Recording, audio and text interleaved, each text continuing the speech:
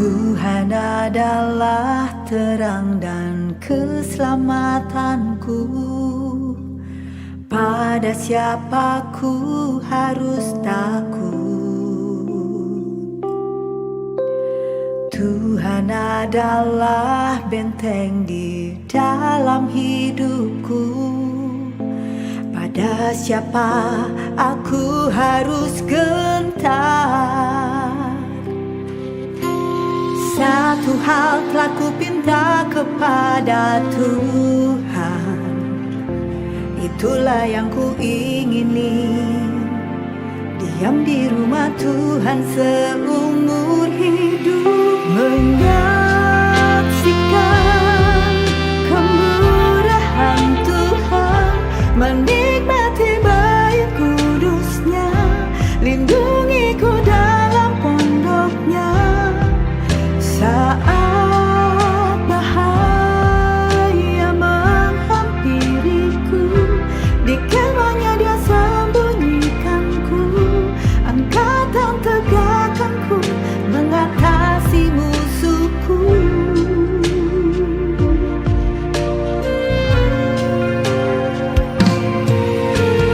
Tuhan adalah benteng di dalam hidupku. Pada siapa aku harus gentar? Satu hal telah ku pinta kepada Tuhan, itulah yang ku ingini, diam di rumah Tuhan seumur hidup, menyaksikan kemurahan Tuhan, menikmati baik kudusnya, lindungi ku dalam pondoknya. Saat bahaya menghampiriku, di kemahnya Dia sembunyikanku, angkat dan tegakkanku, mengatasi musuhku.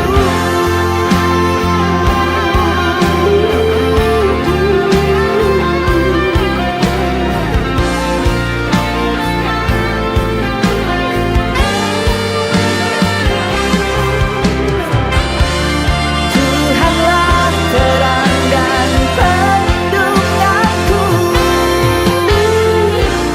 aman di dalam Tuhan.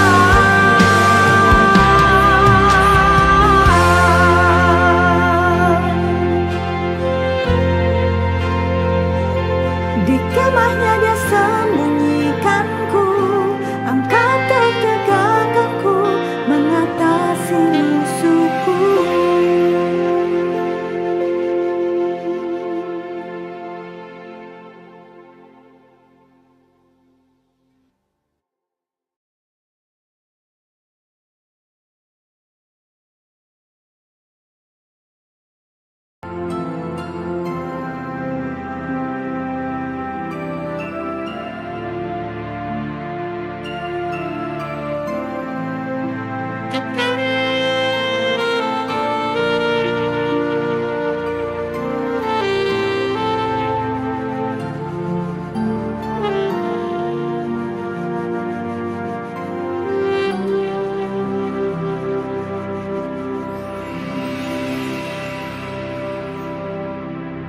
Tuhan adalah terang dan keselamatanku. Pada siapa ku harus takut? Tuhan adalah benteng di dalam hidupku. Pada siapa aku harus gentar? Satu hal telah ku pinta kepada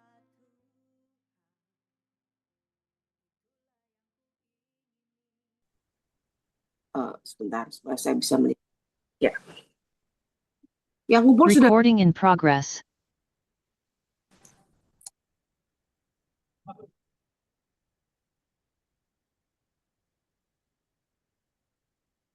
Halo, selamat pagi. Suara saya jelas terdengar? Jelas. Mari kita berdoa.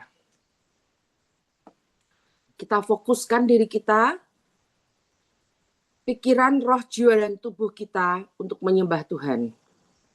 Bapak, kami mengucap syukur dan terima kasih untuk kesempatan pagi hari ini kami boleh berkumpul bersama dengan LP Patmos. Bapak, Engkau yang berkati kami semua. Urapi setiap dari kami Tuhan. Engkau kuduskan, sucikan, tahirkan roh, jiwa, dan tubuhku. Engkau kuduskan, sucikan, tahirkan semua roh, jiwa, dan tubuh semua kami yang hadir di LP Patmos di dalam nama Tuhan Yesus. Bapa, sesungguhnya hamba ini hanya perpanjangan mulut, bibir, dan lidahmu untuk menyampaikan isi hatimu. Mari Bapak, Engkau yang beracara untuk LP Patmos. Basuh kami dengan darah-Mu yang tercurah di kayu salib. Sehingga apapun, hamba perkataan apapun yang bukan dari Tuhan tidak bisa ikut campur dengan jalannya apa yang hendak kami sampaikan pada hari ini. Bantu Tuhan supaya tanah hati kami menjadi tanah hati yang baik. Sehingga firman itu menjadi benih yang bisa tertanam, tertancap, berakar dengan kuat. Dan bertumbuh dengan subur sehingga menghasilkan buah untuk kerajaan-Mu di dalam nama Tuhan Yesus. Berikan kami telinga seorang murid untuk mendengar dan bantu Tuhan untuk kami bisa melakukan apa yang Engkau mau. Di dalam nama Tuhan Yesus, amin, amin, amin. Selamat pagi semua. Hari ini kita bicara tentang kesatuan roh, jiwa, dan tubuh. Mari kita buka di Yesaya 30 ayat 18 sampai 26.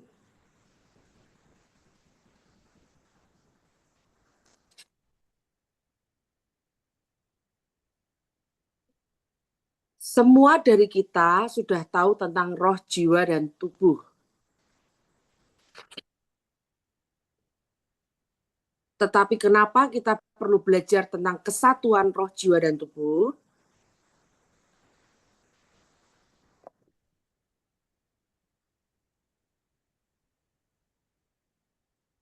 Sudah ketemu semua Yesaya 30, 18 sampai 26.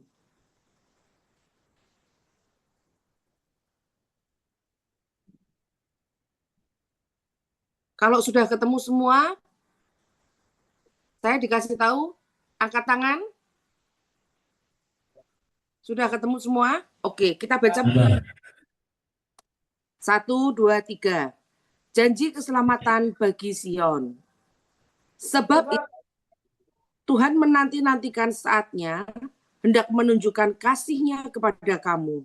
Sebab itu, Ia bangkit hendak menyayangi kamu. Sebab Tuhan adalah Allah yang adil. Berbahagialah semua orang yang menanti-nantikan Dia. Sampai di sini dulu. Di sini tertulis dan dikatakan, Tuhan menanti-nantikan saatnya, hendak menunjukkan kasih-Nya kepada kamu. Tuhan yang punya segalanya, Dia tuh seperti Bapak yang bawa banyak sekali hadiah, bawa sekali keperluan apa yang kita butuhkan. Dia tuh menanti-nantikan, hendak menunjukkan kasih setianya kepada kita. Betapa kita tuh sangat dicintai sama Tuhan ya. Kita tuh sangat disayangi sama Tuhan. Bahkan Dia nggak sabar loh. Menanti-nantikan tuh berarti Tuhan menunggu sampai kamu siap, sampai saya siap, sampai kita semua siap untuk Dia bisa mencurahkan, memberikan kasih-Nya kepada kita. Ia bangkit hendak menyayangi kamu. Jadi untuk siapapun yang merasa tidak ada orang yang peduli, tidak ada orang yang menyayangi. Di sini tertulis, Ia bangkit hendak menyayangi kita. Jelas ya ayatnya. Jadi kalau misalnya ada orang bilang, siapa yang sayang sama kamu? Kita selalu bicara bahwa Tuhan Yesus menyayangi kita. Tetapi apakah kita sungguh-sungguh sadar? Dan ayatnya di mana sih? Satu ayat ini aja sudah menjelaskan banyak sekali bahwa Tuhan itu sangat menanti-nantikan. Masalahnya tidak semua dari kita paham dan tahu. Sering kita mendengar kata-kata ini. Tetapi sungguhkah jiwamu menyadarinya? Tadi saya bicara tentang kesatuan roh, jiwa, dan tubuh. Kalau hatimu terluka, seringkali jiwa kita ini merasa kesepian, merasa sendirian, merasa bahwa tidak ada yang peduli lagi. Seringkali jiwa kita ini juga memendam emosi. Aku marah sama dia, aku gak mau ngampuni dia. Itu semakin kemarahan itu kita pelihara, semakin hati ini terluka, tercabik-cabik, terobek-robek, atau apapun istilahnya, jiwa kita terluka. Nah, sekarang saya mau kasih ilustrasi dulu. Roh, jiwa, dan tubuh. Ini bolpen ini anggap saja, jelas nggak nih saya bawa bolpen ini kelihatan jelas nggak di sana? Jelas. Jelas ya. Bolpen ini kita anggap roh kita di dalam. Yang biru ini jelas tidak? Ini adalah jiwa kita. Dan yang hitam ini adalah tubuh kita. Jelas ya? Roh, Jelas. jiwa, dan tubuh. Saya kasih ilustrasi supaya lebih gampang. Nah, kalau nih kita emosi, kita marah, kita punya pikiran entah itu negatif atau entah itu positif, itu tuh ada di mana sih pikiran kita, emosi kita? Di tubuh, di jiwa, atau di roh? Biru. Di biru ya, di jiwa, betul. Lalu keinginan hati itu ada di mana? Roh, jiwa, atau tubuh? Keinginan hati itu ada di tubuh? Di mana? Di jiwa. Keinginan hati itu ada di jiwa. Terus seandainya kamu punya emosi,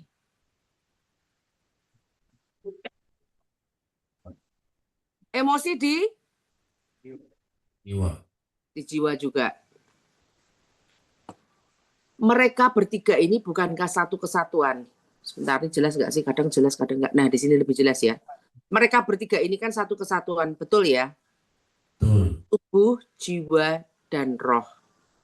Pada saat engkau dibaptis, sesungguhnya rohmu ini sudah terikat dengan Roh Kudus. Ada Roh Kudus yang mengikat rohmu, betul nggak? Betul. Nah, tetapi pada saat jiwamu ini pengen marah, kira-kira Roh Kudus bilang nggak sama rohmu? Jangan marah. Bukankah tertulis di firman bahwa engkau harus mengampuni 70 kali 7 kali?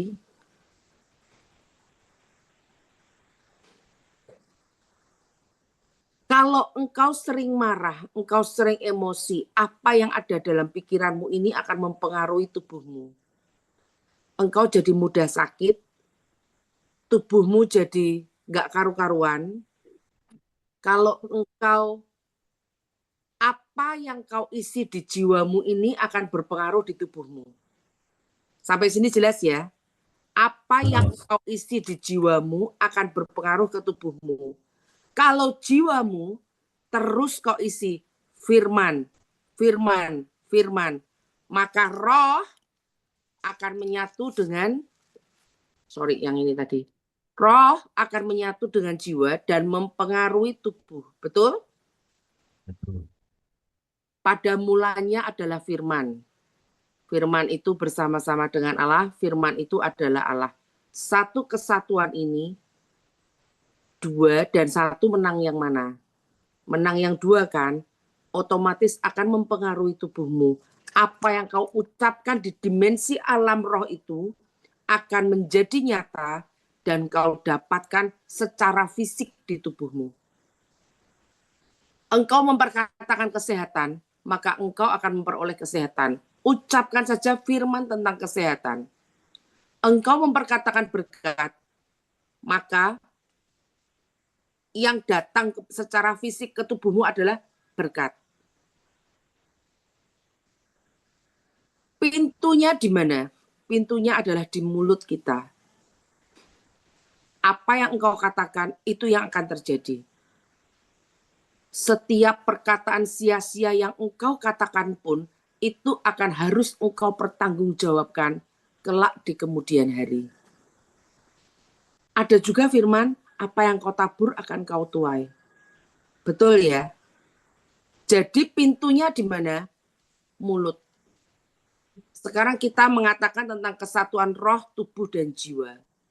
Tubuhmu saat ini ada di mana? Ada di LP Patmos.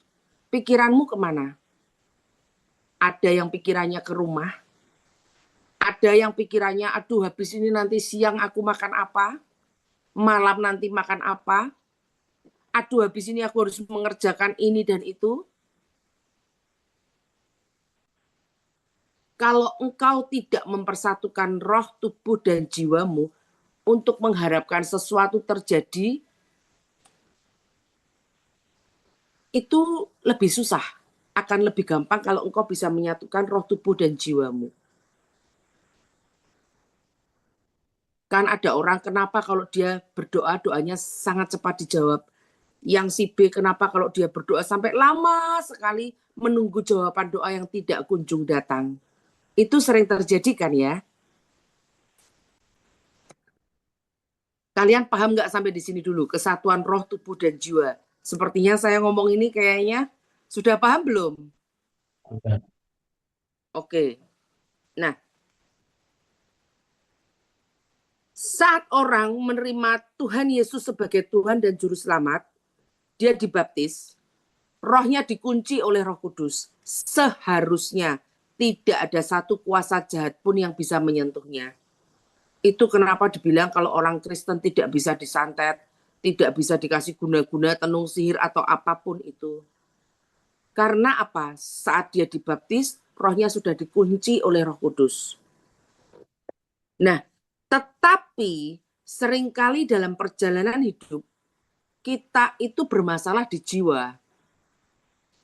Kalau engkau tidak mentaati firman Tuhan, bukankah gini, di Ulangan 28, bila engkau baik-baik mendengarkan suara Tuhan Allahmu dan melakukannya dengan setia, maka berkat ini akan datang kepadamu. Di Ulangan 28 itu tertera bait banyak itu tentang berkat, lalu bait banyak itu tentang kutuk. Kalau engkau melakukan perintah Tuhanmu dengan setia, maka berkat akan datang kepadamu. Kalau engkau tidak melakukannya, maka kutuk itu akan datang kepadamu. Wah, Tuhan kok nakut-nakutin? Katanya tadi di sini tertulis bahwa Tuhan menanti-nantikan saatnya hendak menunjukkan kasih setianya kepada kamu. Tetapi kenapa bisa kutuk yang datang? Sebetulnya bukan untuk menakut-nakuti, tetapi ada yang namanya keadilan Tuhan. Di mana sifat-sifat Tuhan selain dia maha pengasih dan penyayang, dalam keadilan Tuhan, iblis itu bisa menuntut apa yang engkau tidak lakukan. Misalnya, engkau tidak melakukan pengampunan. Berarti engkau memegang teguh pengampunan itu, kesalahan itu, engkau tidak mau melepaskannya. Bukankah ada tertulis, bila engkau tidak mengampuni, maka engkau tidak diampuni? Nah, sampai di sini dulu. Saya kembali dulu ke ayat Yesaya 30. Ayat 18 sampai 26. Tadi kita baru bicara tentang Tuhan menanti-nantikan saatnya hendak menunjukkan kasih-Nya kepada kita. Ia bangkit hendak menyayangi kita. Sekarang kita lanjut ke ayat 19. Dibaca bersama-sama. Saya dengarkan 1, 2, 3. Sungguh, hai bangsa di Sion, yang diam di Yerusalem, engkau tidak akan terus menangis. Tentulah Tuhan akan mengasihani engkau apabila engkau berseru-seru. Pada saat ia mendengar teriakmu, ia akan menjawab. Sampai sini jelas ayatnya? Sungguh hai bangsa di Sion yang diam di Yerusalem, engkau tidak akan terus menangis. Berarti apapun keadaanmu saat ini, tadi di ayat sebelumnya Tuhan bicara tentang Tuhan menanti-nantikan saatnya hendak menunjukkan kasih setianya kepada kita. Ia bangkit hendak menyayangi kita. Di sini juga tertulis, apapun keadaanmu, apapun lukamu, engkau tidak akan terus menangis. Tentulah Tuhan akan mengasihani engkau apabila engkau berseru-seru. Lah, apakah kita saat ini sudah berseru-seru kepada Tuhan? Pada saat ia mendengar teriakmu, ia akan menjawab. Apakah kita sudah berteriak kepada Tuhan? Lebih sering mana kita berdoa, berseru-seru kepada Tuhan, ataukah lebih sering kita mengomel dan mengucapkan kata sia-sia dari mulut kita? Jelas ayatnya ya. Mari kita ke ayat 20. Dan walaupun Tuhan memberi kamu roti serba sedikit, namun pengajarmu tidak akan menyembunyikan diri lagi, tetapi matamu akan terus melihat dia. Keadaan kalian saat ini di LP Patmos kan tidak sebebas yang di luaran sana. Bahwa engkau bisa mau jajan ini itu bisa, mau beli ini itu bisa. Kita umpamakan kalau keadaan di LP Patmos adalah Tuhan memberi kamu roti serba sedikit, namun pengajarmu tidak akan menyembunyikan diri lagi, tetapi matamu akan terus melihat dia. Pada saat kalian di luar sana, dulu, mungkin engkau tidak seperti sekarang, di mana engkau sering duduk di gereja, mendengarkan pengajaran. Dibukakan satu persatu ayat-ayat Alkitab yang mengatakan kebenaran-kebenaran yang engkau harus ketahui. Betul ya? Sekarang di ayat 21. 1, 2, 3. Dan walaupun telingamu akan mendengar perkataan ini dari belakangmu. Inilah jalan, berjalanlah mengikutinya. Entah kamu menganan atau ke kiri. Di sini tertulis jelas sekali. Telingamu akan mendengar perkataan ini dari belakangmu. Inilah jalan, berjalanlah mengikutinya. Entah kamu menganan atau mengiri. Tuhan adalah jalan, kebenaran, dan hidup. Kalau kita sudah dikasih tahu, inilah jalan, berjalanlah mengikutinya. Gampang toh, kita tinggal berjalan mengikuti apa yang Tuhan ajarkan, apa yang Tuhan contohkan. Karena Tuhan kita nggak cuma ngomong, tetapi dia sudah melakukannya. Jadi kita tinggal ikut di jalannya. Ayat 22. Engkau akan menganggap najis patung-patungmu yang disalut dengan perak atau yang dilapis dengan emas. Engkau akan membuangnya seperti kain cemar sambil berkata kepadanya, keluar. Apapun yang menjadi berhala kita, apapun yang kita pegang kuat-kuat, yang itu tidak sesuai dengan apa yang Tuhan mau, mari kita lepaskan. Di sini tertulis, engkau akan membuangnya seperti kain cemar sambil berkata kepadanya, keluar. Roh-roh yang lain tidak boleh menguasai kita. Roh-roh yang lain harus tunduk pada apa kata firman Tuhan. Ayat 23. Coba bacakan. Ada yang membacakan dari sana? Lalu Tuhan akan memberi hujan bagi benih yang baru kamu taburkan di ladangmu, dan dari hasil tanah itu kamu akan makan roti lezat dan berlimpah-limpah. Pada waktu itu ternakmu akan makan berumput di padang rumput yang luas. Ayat 23 ini mengatakan tentang berkat. Biasa ayat sebelumnya itu menjelaskan ayat setelahnya. Yang tadi ayat 22 kan dikatakan bahwa engkau akan membuangnya seperti kain cemar sambil berkata keluar untuk roh-roh dan apapun yang bukan dari Tuhan. Setelah itu terjadi, Baru di sini tertulis, lalu Tuhan akan memberi hujan bagi benih yang baru kamu taburkan di ladangmu, dan dari hasil tanah itu kamu akan makan roti yang lesat dan berlimpah-limpah. Berarti berkat kan? Engkau akan makan roti lesat, berlimpah-limpah, tidak akan kekurangan. Apapun kebutuhanmu tercukupi. Bahkan di sini dikatakan pada waktu itu ternakmu akan makan rumput di padang rumput yang luas. Berarti bahkan sampai ke apapun yang engkau pelihara itu jadi berhasil. Perusahaan-perusahaan yang engkau punya akan jadi berhasil. Binatang peliharaan yang engkau punya akan sehat dan gemuk karena akan makan rumput di padang rumput yang luas. Ayat 24 lebih dijelaskan lagi. Boleh dibacakan? Tapi sapi dan keledai-keledai yang mengajarkan tanah akan memakan makanan yang campuran, yang sedap, yang sudah ditampi dan Di ayat. Bahkan di sini dikatakan sapi dan keledai.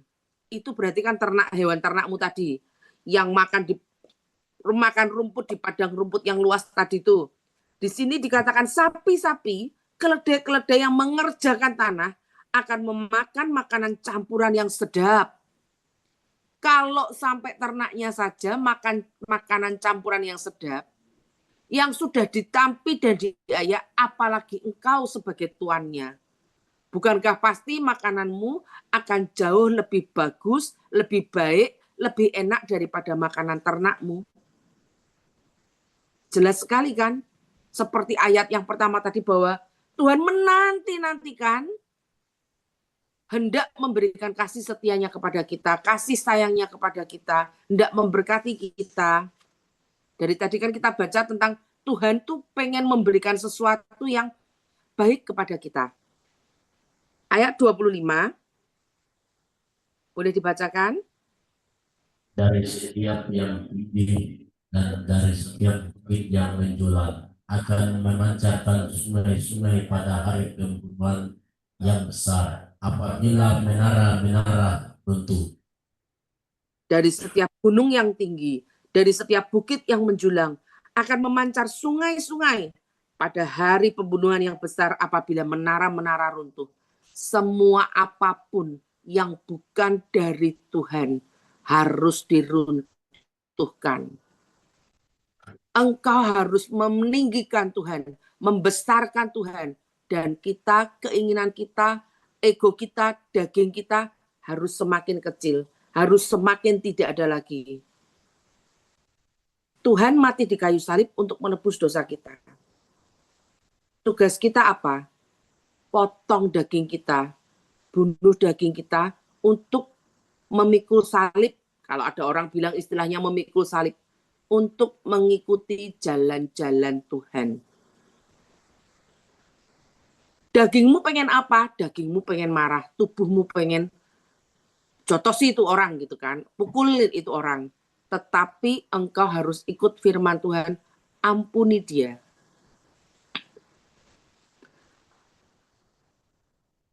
Ayat 26 boleh dibaca? Maka terang purnama akan seperti terang matahari, terbit dan terang matahari terbit akan 7 kali ganda, yaitu seperti terangnya 7 hari pada waktu Tuhan membalut muka umatnya dan yang menyembuhkan bekas pukulan. Maka terang bulan purnama akan seperti terang matahari terik. Kalian tahu kalau malam, terangnya kan tidak seperti siang. Bahkan pada saat bulan purnama, bulan penuh, itu keadaan di malam hari masih agak remang-remang lah ya. Terang sih, sudah ada cahaya di bumi kita. Tetapi kalau hanya murni sinar bulan, tidak seterang sinar matahari, betul ya. Tetapi di sini dikatakan, maka terang bulan purnama akan seperti terang matahari terik. Berarti sangat terang, terang dan sangat terang. Dan terang matahari terik akan 7 kali ganda. Kalau kita siang sudah seterang itu, bayangkan dikalikan 7 kali lipat. Berarti sangat terang. Dan pada waktu itu, Tuhan membalut luka umatnya dan menyembuhkan bekas pukulan. Apapun yang menjadi luka kita, apapun yang menjadi bekas pukulan bagi kita, itu Tuhan akan sembuhkan, Tuhan akan pulihkan. Seringkali dalam hidup kita yang sudah kita jalani dari masa di dalam kandungan bahkan sampai kita bertumbuh, masa kecil, masa remaja, masa tua.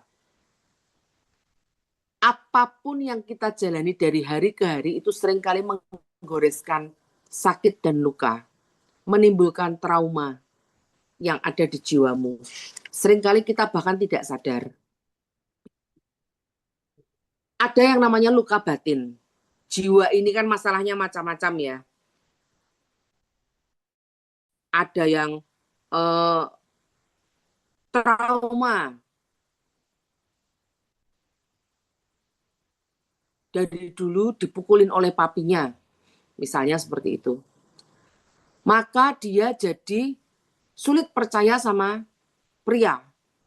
Ada yang masalah bukan jadi sulit percaya sama pria, tetapi karena dia merindukan sesosok bapak yang baik, dia jadi ganti-ganti pacar terus.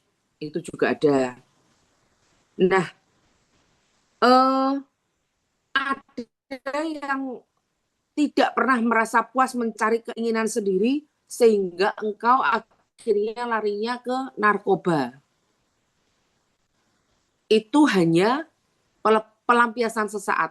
Begitu engkau selesai pakai narkoba, masalahnya masih ada nggak? Masih. Nggak lari kan, maksudnya masalahnya tetap di situ-situ aja kan. Bukan terus dengan kamu makan narkoba, masalahmu jadi pergi gitu kan. Nah, sedangkan misalnya kalau sudah terlanjur kena narkoba, keluarga pasti berantakan. Uangmu pasti habis kok pakai untuk beli narkoba terus-terusan. Tubuhmu pasti rusak. Karena narkoba itu merusak tubuh. Kenapa tadi saya katakan untuk kesatuan roh, jiwa, dan tubuh? Karena sesungguhnya semua ini jadi satu kesatuan. Engkau mau berkat datang, engkau harus memusatkan apa yang di dalam rohmu, apa yang menjadi makanan jiwamu, untuk kemudian itu bisa jadi di alam nyata di daging. Kalau pikiranmu selalu tertuju kepada masalah, apa yang menjadi luka hatimu ini akan tetap ada di sana. Bahkan menjadi besar. Lukamu akan menjadi besar.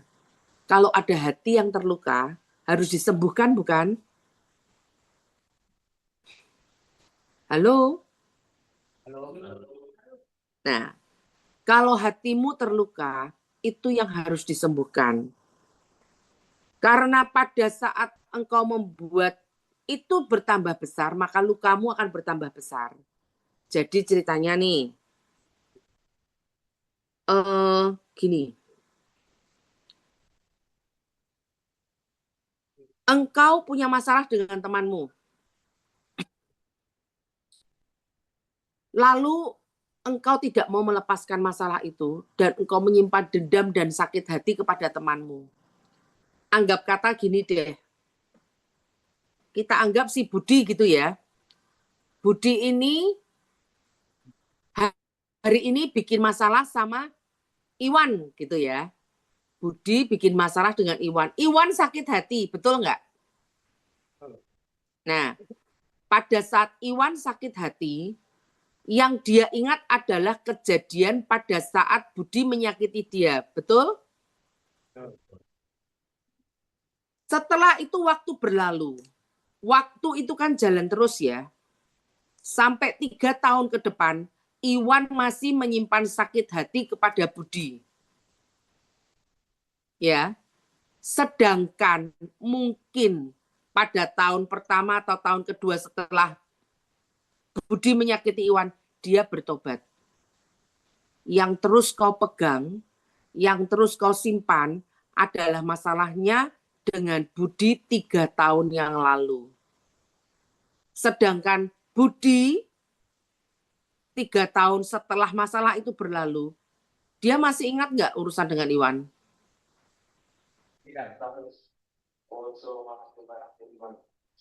Dia tidak ingat. Atau ingat pun mungkin dia sudah bertobat, dia sudah berubah. Jadi yang rugi siapa? Yang rugi Iwan lah yang masih menyimpan. Iwan. Betul nggak? Betul. Kadang-kadang kita terlalu terpaku pada asumsi kita. Orang itu menyebalkan. Sekali dan sampai selamanya dia menyebalkan, itu yang tertancap di pikiran kita. Padahal orang bisa berubah kan? Kalau dia ketemu Tuhan, dia berubah nggak? Berubah. Kalau misalnya dia nggak ketemu Tuhan dan dia nggak berubah, ada urusan nggak dengan kita? Ada. Ada. Urusannya apa sama kamu?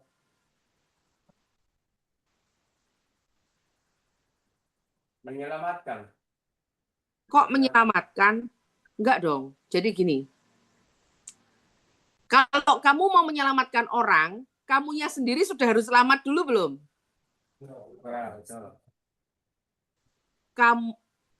Kita tidak bisa menolong orang yang tenggelam kalau kita ikut tenggelam. Ingat itu ya. Kalau kita sendiri bermasalah, kita tidak bisa menolong orang lain yang juga bermasalah. Jadi bereskan dulu keadaan kita, baru kita bisa menolong orang lain. Yang tadi saya katakan, kalau si Budi ini bermasalah, ya, masih bermasalah dari dulu, sekarang, dan selamanya, anggap saja seperti itu bukan urusan kita. Itu urusan si Budi sama Tuhan. Yang penting beresi dulu hati kita.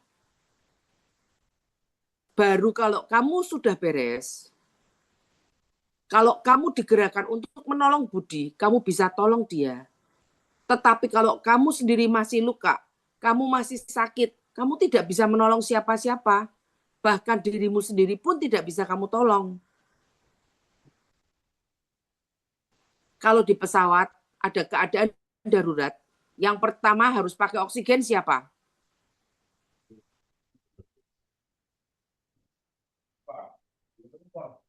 Yang pertama harus pakai oksigen adalah diri kita sendiri masing-masing. Baru kita bisa menyelamatkan orang lain, membantu orang lain.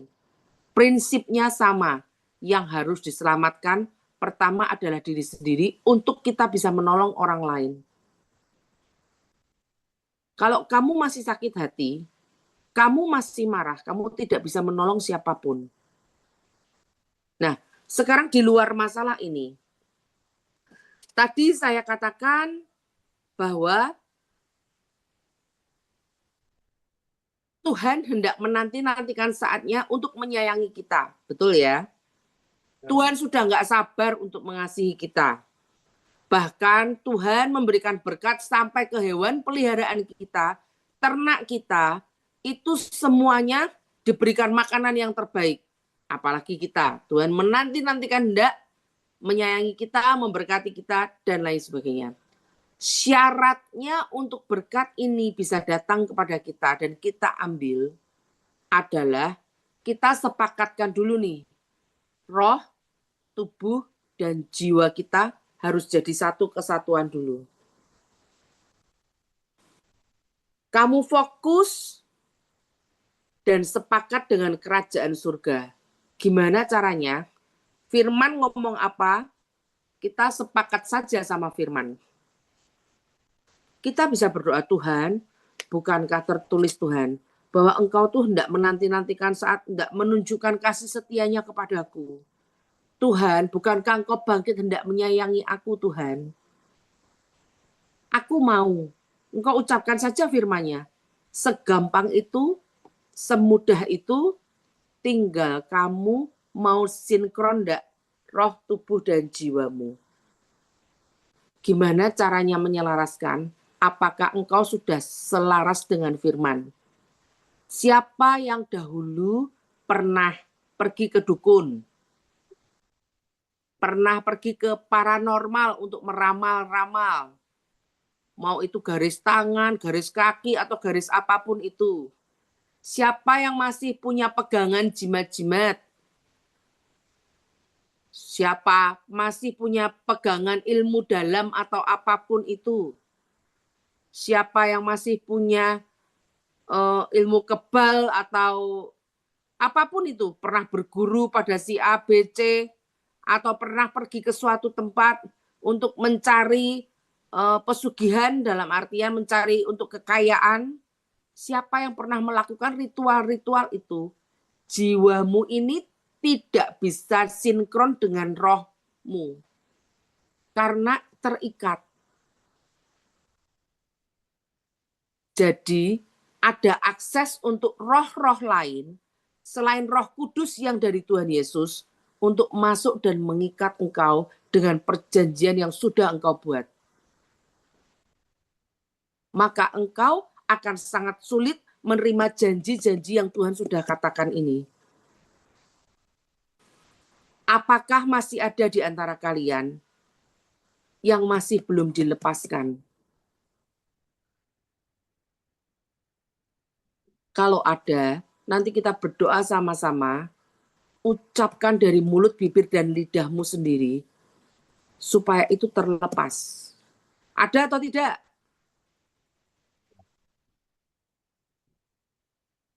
Kalau tidak, saya anggap semuanya sudah bebas nih. Ada atau tidak? Saya kurang jelas nih. Lain ada, lain tidak ada. Apa? Nggak ada pasangan. Supaya didoakan kalau mau. Oke, nanti kita berdoa sama-sama ya. Supaya apa yang mengikat kita itu dilepaskan. Jadi tidak membelenggu kita lagi. Nah, kita hidup ada dua hukum. Satu hukum dosa dan maut, satu lagi hukum roh dan kehidupan. Hukum dosa dan maut ini pada saat tadi jiwamu ini masih terikat, rohmu tuh masih terikat, bukan oleh Roh Kudus, tapi engkau mengikatkan diri dengan yang lain, maka tidak ada berkat dari Tuhan yang bisa masuk secara sempurna untuk kehidupan kita. Seluruh aspek hidup kita tidak bisa berfungsi dengan maksimal. Nah, kita buka di Galatia 4 ayat 9. Galatia 4 ayat 9.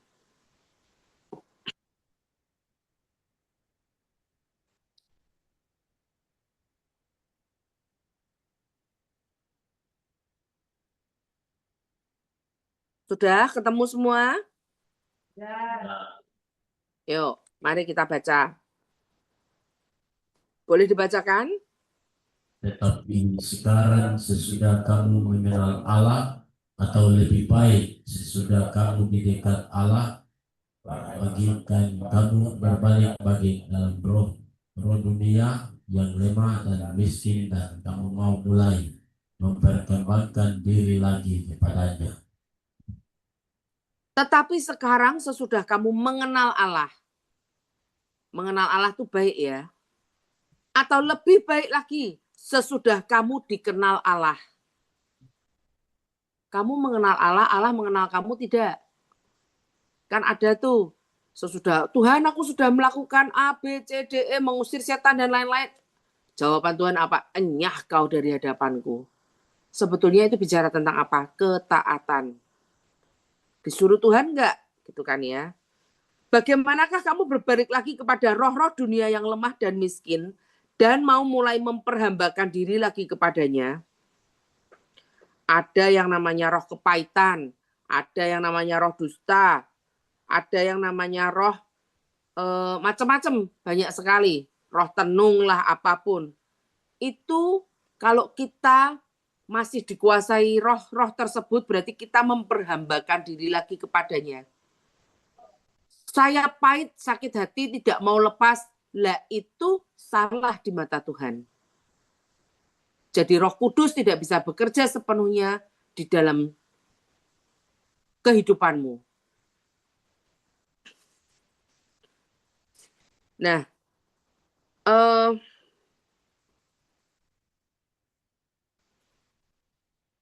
tadi saya akan katakan tentang apa yang membelenggu kita, roh-roh apa yang membelenggu kita. Terkadang kita bahkan tidak tahu. Jadi engkau harus mencari tahu. Mencari tahu tentang apa? Mungkin engkau tidak pernah pergi ke pesugihan atau mencari kekayaan dengan cara yang pergi ke tempat-tempat mistis dan lain-lain. Tetapi apakah ayah ibumu ke sana? Kakek nenekmu ke sana, atau keturunan-keturunan atas keturunan-keturunan di bawah itu biasanya kena efek samping dari apa yang sudah dilakukan di atas kita, garis keturunan yang di atas sana. Karena ada yang namanya kutuk keturunan, sampai berapa turunan ke bawah. Ada yang persyaratannya sampai 3-4 keturunan, ada yang persyaratannya sampai 7 turunan, baru sampai keturunan kedua, yang ketiga sudah mengerjakan hal yang sama, jadi turun lagi ke bawah. Itu kadang-kadang kita tidak tahu. Engkau harus cari tahu apa yang harus kau putus-putuskan dan kau katakan itu setiap hari. Yuk, sekarang bangkit berdiri. Mari kita berdoa.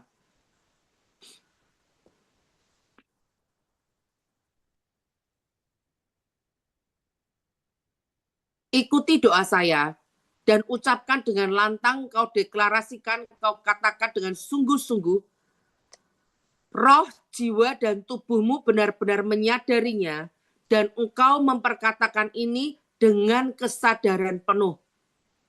Tadi kan katanya mau dilepaskan. Mari kita berdoa. Saya bicara apa nanti diulang ya. Yuk. Di dalam nama Tuhan Yesus. Nama di atas segala nama. Yang berkuasa di langit dan bumi. Aku berkata, aku mau lepas dari semua ikatan yang membelengguku. Aku batalkan semua perjanjian dengan kuasa kegelapan yang berkuasa atasku saat ini adalah perjanjian darah Yesus yang sudah menebus aku dari semua dosa-dosaku. Aku ini milik Kristus. Dimeteraikan dengan minyak dan anggur dari Kristus. Tidak akan dirusakkan. Di dalam nama Tuhan Yesus. Segala ikatan yang membelenggu roh, jiwa, dan tubuhku, aku putuskan di dalam nama Tuhan Yesus. Aku dilepaskan dari semua kutuk nenek moyang. Tidak ada yang berlaku lagi atas roh, jiwa, dan tubuhku.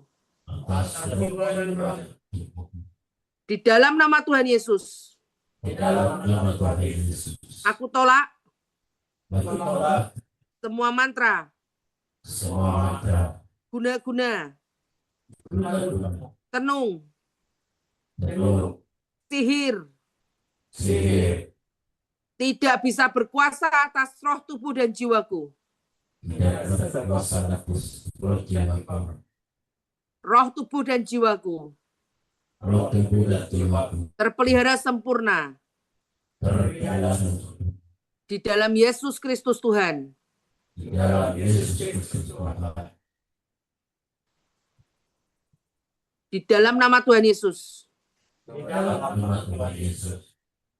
Semua ilmu-ilmu apapun Semua ilmu apapun yang tidak berasal dari Tuhan Yesus Kristus, yang tidak berasal dari Kristus, aku katakan keluar dari tubuhku. aku katakan keluar dari tubuhku. Semua arwah-arwah Semua arwah-arwah yang mengikuti aku, yang mengikuti aku, keluar, keluar, tidak bisa mendekat kepadaku. tidak bisa mendekat kepadaku. Ada garis batas darah Yesus Ada batas darah Yesus antara aku antara aku dengan si jahat. dengan si jahat, Tidak bisa mendekati tidak bisa mendekati seluruh aspek hidupku. seluruh aspek hidupku. Aku menyerahkan diriku sepenuhnya Aku menyerahkan diriku sepenuhnya untuk Tuhan Yesus berkuasa untuk Tuhan Yesus berkuasa atas roh, tubuh, dan jiwaku. atas roh dan jiwaku. 7 roh Allah memenuhiku. Tujuh roh Allah memenuhiku. Roh hikmat, Roh hikmat, roh pengertian, roh pengertian, roh nasihat, roh nasihat, roh keperkasaan, roh keberkasaan, roh pengenalan akan Tuhan, roh pengenalan akan Tuhan, roh takut akan Tuhan, roh takut akan Tuhan, masuk masuk dan menguasaiku. dan menguasai. Roh Kudus, roh Tuhan sendiri, Roh Kudus, roh Tuhan sendiri, ambil alih ambil alih seluruh aspek hidupku. seluruh aspek hidupku. Dalam nama Tuhan Yesus. Di dalam nama Tuhan Yesus, Malaikat, aku aktifkan malaikat aku aktifkan malaikat, dan bala tentara surga bala tentara surga, berperang bagi kami. berperang bagi kami. Aku aktifkan malaikat-malaikat Aku aktifkan malaikat-malaikat untuk membantu aku untuk membantu aku di seluruh aspek hidupku. di seluruh aspek hidupku. Di dalam nama Tuhan Yesus. Di dalam nama Tuhan Yesus, Tuhan memberikan kepadaku Tuhan berikan kepadaku hati yang baru, hati yang baru, hati yang lembut dan taat, hati yang lembut dan taat, hati yang mudah diatur. hati yang mudah diatur. Dan Tuhan menjauhkan dari tubuhku Dan Tuhan menjauhkan dari tubuhku hati yang keras. hati yang keras. Di dalam nama Tuhan Yesus, Di dalam nama Tuhan Yesus, terjadi atasku. berkataku. Amin, amin, amin. Amin, amin, amin. Boleh duduk.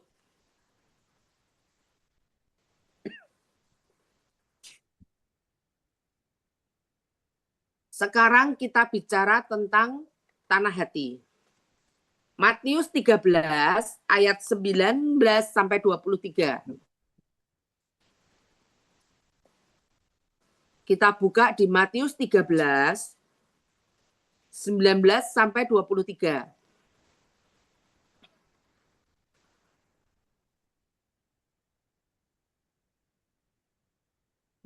Sudah ketemu? Kalau sudah ketemu boleh dibacakan.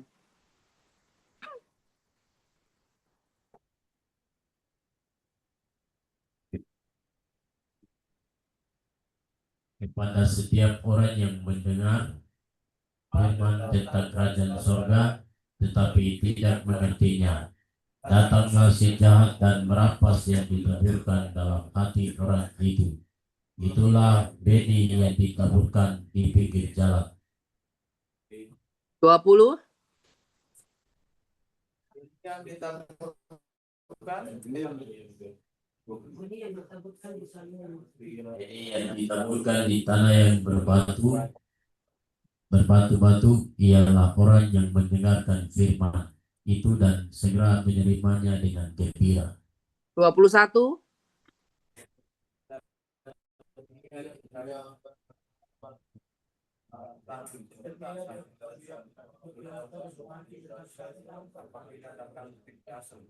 atau bagiannya karena firman orang pun segera 22. Yang ditaburkan di tengah Yesus bumi orang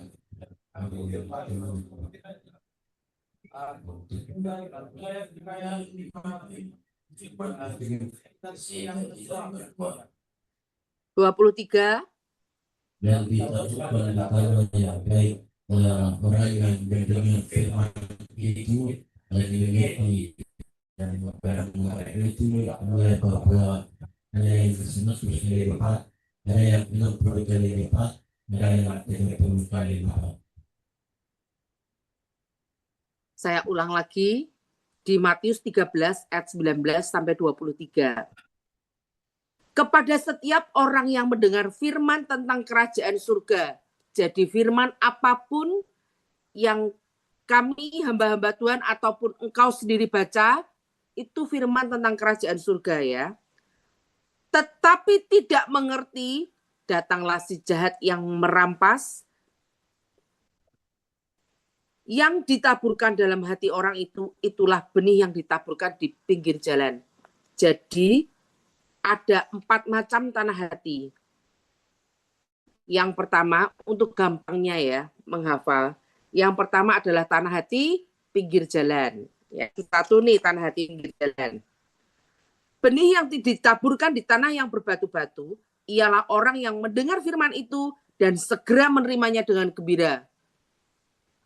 Kalau dengar firman, dia akan berkata, amin, amin, amin, gitu ya. Dia menerimanya dengan gembira.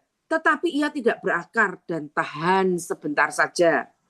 Apabila datang penindasan, penganiayaan karena firman itu, orang itu segera murtad. Itu namanya, yang kedua adalah tanah yang berbatu-batu. Tadi yang pertama apa? Pinggir jalan, datang firman, dia nggak ngerti. Kalau sampai ada firman dia nggak ngerti, berarti itu tanah hati pinggir jalan. Kalau engkau meletakkan apapun di pinggir jalan kan sangat mudah diambil dan dicuri orang gitu ya. Cara menghafalkannya begitu. Tanah hati pinggir jalan, dengar firman nggak ngerti. Oh berarti dicuri itu. Oke. Yang kedua tanah hati batu-batu. Dengar firman, amin, amin, amin. Menerima dengan gembira, yes. Yes, firman itu terjadi padaku. Tetapi karena engkau tidak merenungkan firman itu siang dan malam, maka engkau gampang murtad. Murtad itu tidak harus selalu kamu pindah agama. Misalnya dari Kristen Katolik, lalu kamu berubah jadi agama lain. Bukan seperti itu. Bahkan pada saat engkau tidak mempercayai firman, itu engkau sudah murtad. Jadi kalau ada firman, ya dan amin, dan itu memang terjadi. Bukankah firman adalah perkataan dari Tuhan sendiri? Sudah 2 tanah hati tadi ya. Yang pertama pinggir jalan, yang kedua berbatu-batu. Yang ketiga, yang ditaburkan di tengah semak duri, ialah orang yang mendengarkan firman itu, lalu kekhawatiran dunia ini dan tipu daya kekayaan menghimpit firman itu, sehingga ia tidak berbuah. Yang ketiga itu semak duri.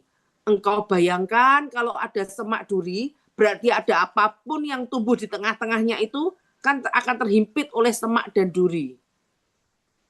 Nah, itu kekhawatiran akan dunia, tipu daya kekayaan, khawatir, aduh besok aku gimana ya kalau masa depanku tidak baik-baik saja. Kalau aku keluar dari LP Patmos ini, apakah aku bisa dengan mudah mencari uang? Apakah ada orang yang mau mempekerjakanku? apakah nanti kehidupanku ke depan, apakah ada yang mau jadi istriku, apakah ada yang mau jadi suamiku, bagaimana nanti nasib sekolah anak-anakku, dan lain sebagainya. Engkau khawatir, sedangkan kekhawatiranmu tidak bisa memberikan solusi. Karena kalau engkau khawatir, seringkali engkau tidak melakukan apa-apa. Ya, tipu daya kekayaan menghimpit firman itu sehingga ia tidak berbuah. Ayat 23, yang ditaburkan di tanah yang baik ialah orang yang mendengar firman itu, mengerti. Biasanya karena mereka merenungkan firman itu siang dan malam, kau ucapkan terus, kau ucapkan terus, kau ucapkan terus, sampai engkau mengerti, jadi satu kesatuan, di pikiranmu engkau paham, rohmu menerima, dan jadi kenyataan di tubuhmu. Tubuhmu menjadi satu kesatuannya apa? Mengucapkan firman. Mengucapkan itu kan kita bicara, kita deklarasikan. Itu terjadi di mana? Di tubuh kita. Ya. Lalu ia berbuah, ada yang 100 kali lipat, ada yang 60 kali lipat, ada yang 30 kali lipat. Nah, kita ulang lagi, ada 4 macam tanah hati. 1, tanah hati pinggir jalan. Pinggir jalan itu gimana?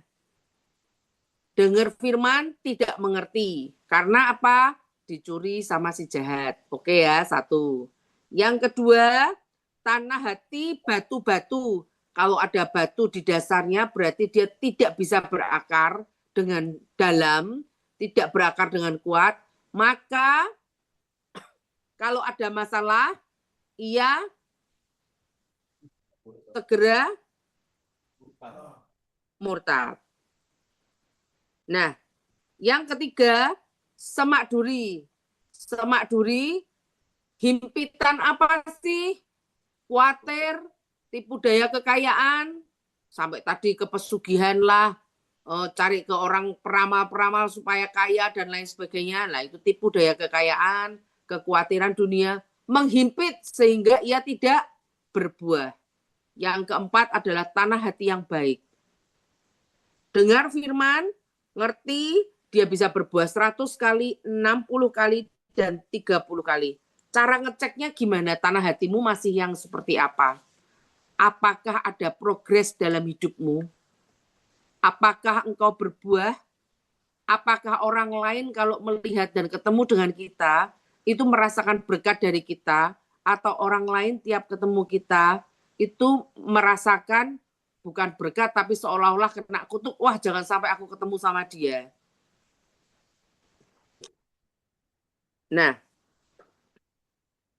kenapa kita perlu mengenali 4 tanah hati ini?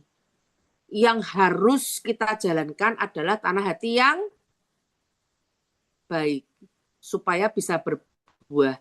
Maka kalau tanah hati kita adalah tanah hati yang baik, firman tadi yang pertama kita baca, yang tadi ada di Yesaya 30, janji keselamatan bagi Sion, Yesaya 30 ayat 18 sampai 26 ini bisa terjadi dalam hidup kita.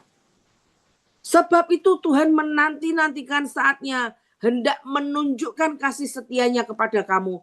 Itu baru bisa terjadi kalau tanah hati kita adalah tanah hati yang baik.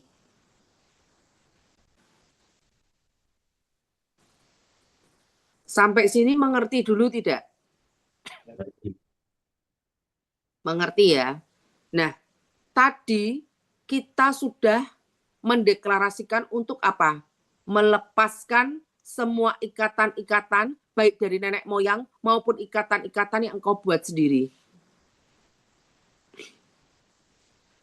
Dengan begitu, kalau engkau kondisinya sudah bersih, kalau ada gelas kosong, engkau mau isi itu dengan apa? Hari ini engkau bersih. Kalau engkau tidak isi terus dengan firman, maka engkau tidak bisa makan buahnya. Buahnya berapa? 100 kali, 60 kali, 30 kali, tergantung apa sih? Seberapa banyak kalian melakukannya. Oh ya, ngerti, nggak ngelakuin apa-apa.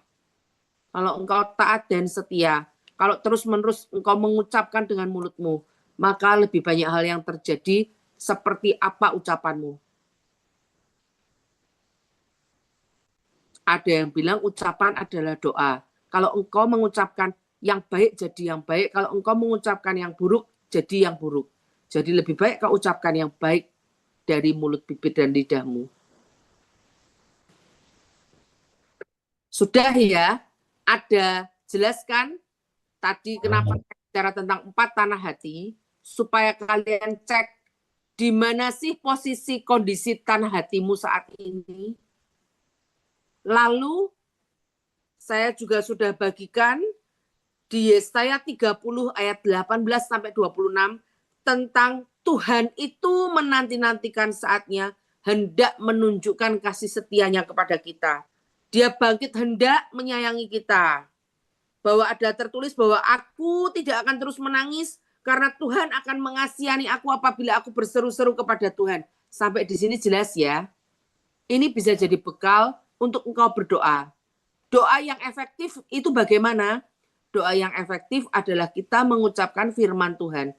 Ucapkan saja firman ini, Tuhan, bukankah engkau hendak menyayangi aku, Tuhan? Bukankah engkau menanti-nantikan saatnya untuk memberkati aku? Aku mau, Tuhan, aku mau. Hatiku sakit, tapi aku mau mengampuni karena engkau berfirman, aku harus mengampuni. Aku hanya mau taat, Tuhan. Bila engkau taat dan baik-baik mendengarkan suara Tuhan Allahmu, maka segala berkat itu akan datang kepadamu. Sampai di sini sudah paham semua ya? Siapa yang paham? Angkat tangan. Diberkati dengan pengajaran hari ini. Sudah mulai paham ya? Nah, sekarang mari kita bangkit. Berdiri dan terima berkat.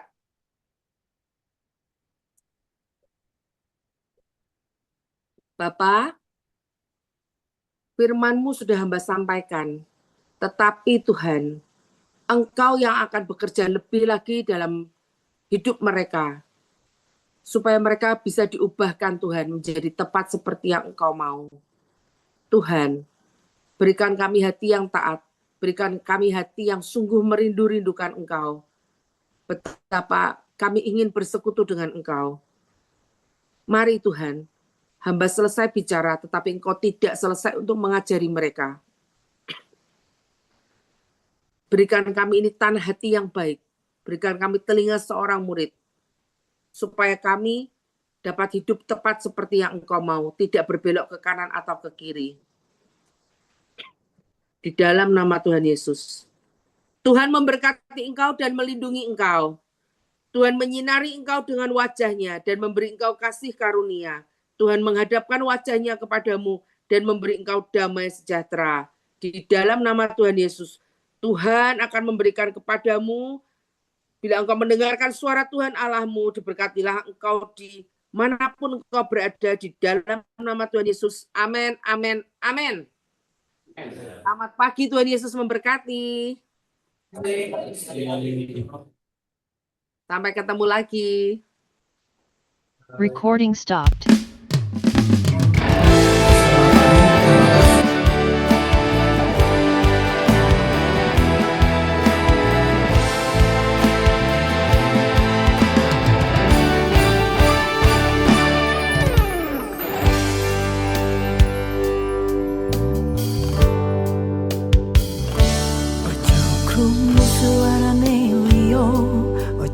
Kelem tiap puisi setan, dengarkan saja firman Tuhan. Ojo krungu suarane liyo, ojo kelem tiap puisi setan, dengarkan saja